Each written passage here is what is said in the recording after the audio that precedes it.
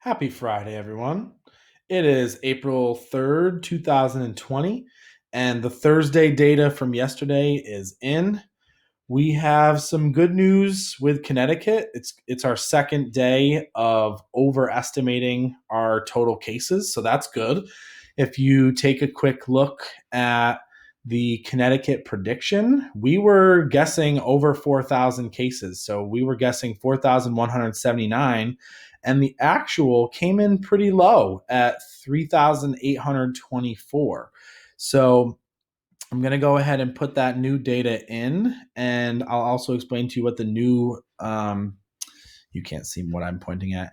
The new column that I put in here is measuring something else. So I'll tell you about that in a second, but let's go ahead and copy, and you're going to see the curve actually come down again. So the curve is just under 6,000 now.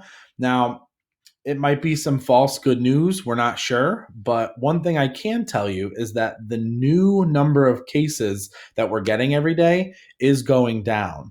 So, what I've done in this column over here is I've marked down how many new cases it was for that day alone. So, for instance, you can see back on day 5, we had 5 cases, and that was two more than the day before. So, there's a 2 right here to show that it was 2 new cases.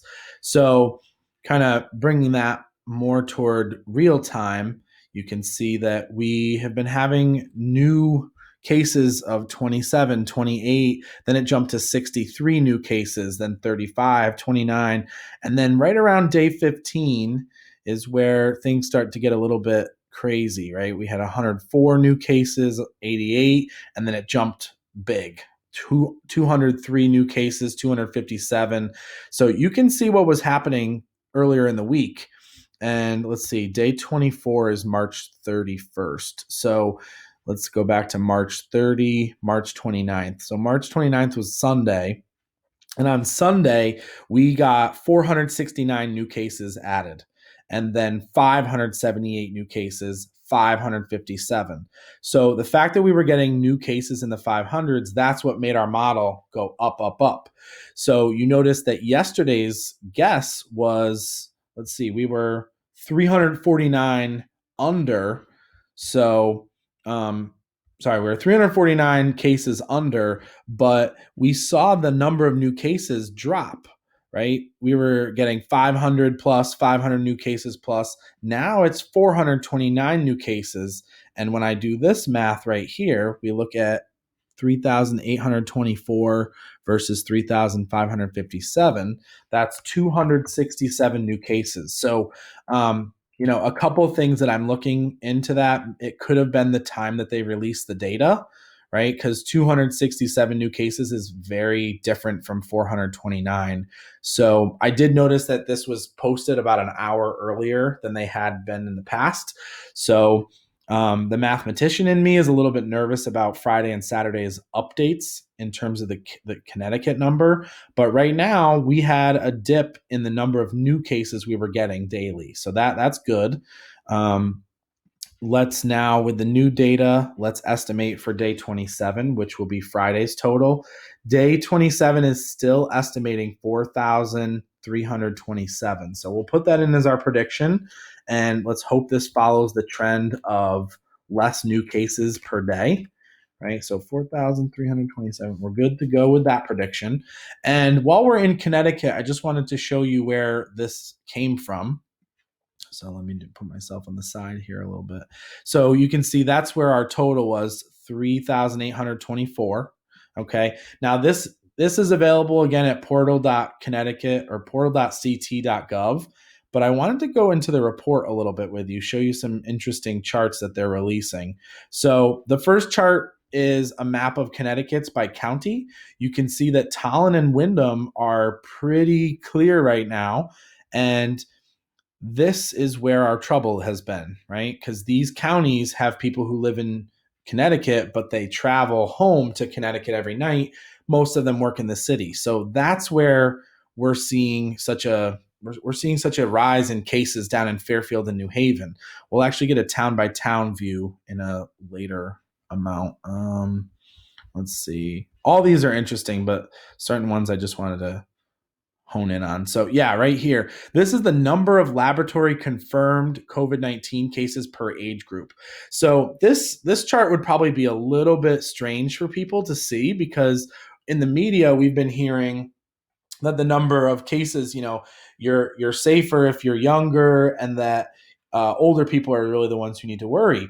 So there's two charts that are going to bring a little bit of light to that. And this one is the first one. So people might be really confused by 810 cases in the age range of 50 to 59, but I'm predicting that the reason we're seeing that big amount is because that's one of our most populous groups of people in the state of Connecticut.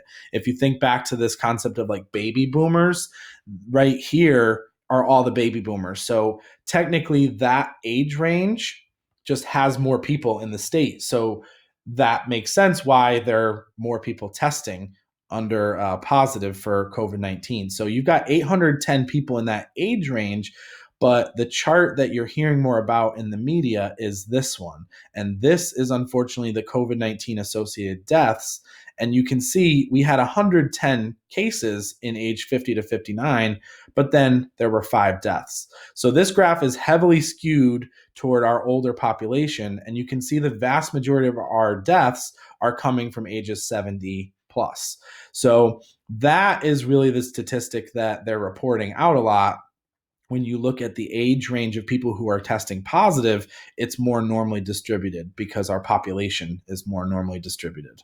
Okay. So the only other thing I wanted to make sure you saw was the town by town map.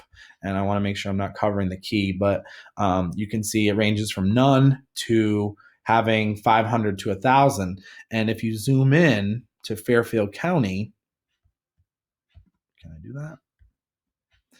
You can see that that's where we're seeing all the communities with the really high amounts of COVID-19 cases. So you've got Stamford, Greenwich, Darien, Norwalk, Bridgeport, New Fairfield is pretty high, Waterbury is high, Danbury. So you can kind of see that cities are the places where we're seeing more cases. Hartford, Waterbury, New Haven, Danbury. Right, let's see. And then all over here in this region of the state right now, it's kind of shows you why we're not seeing a lot of Rhode Island cases. All these places that border Rhode Island, they have like 1 to 5 cases.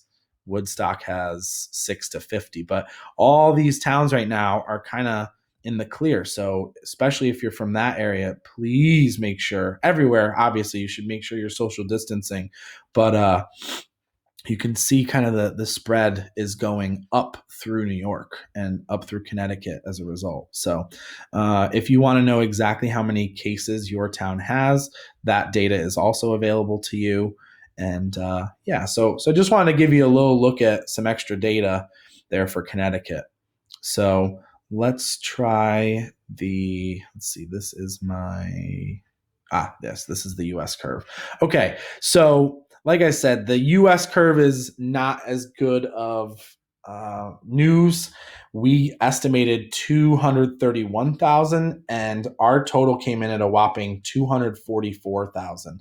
So this is because all these different places in the country are starting to have their curves rise. So just imagine the Connecticut curve, right? We've got this kind of curve happening in every major state with a big population. So you see places like Louisiana, you see Miami, right? Florida is starting to grow in cases.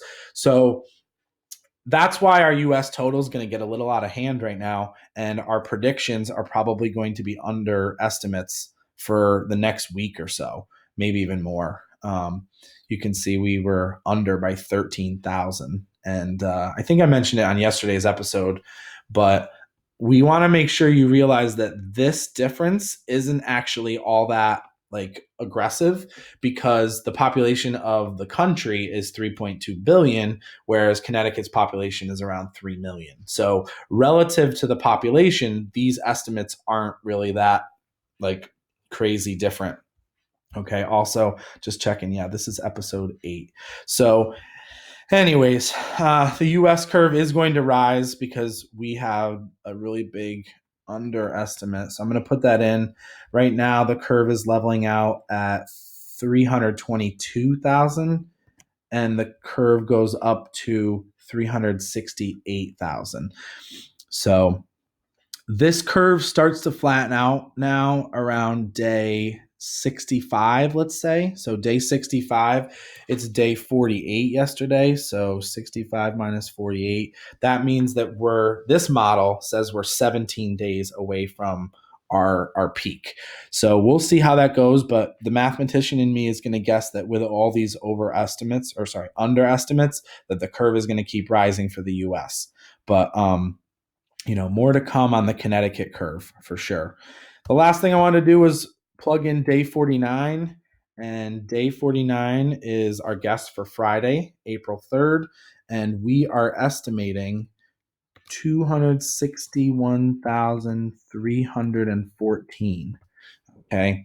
So let's check the US right now. 361,000. We're at 365. So we're already going to be, we already know that we're underestimating, but in tomorrow's video, Saturday, I'll show you what the data did on Friday, and we'll see how much it was under by. Okay. So I hope you have a great rest of your Friday. Every day sort of feels like a Friday nowadays, but anyways, have a wonderful rest of your day, and hopefully we'll keep bringing good news with Connecticut. All right. Have a good one.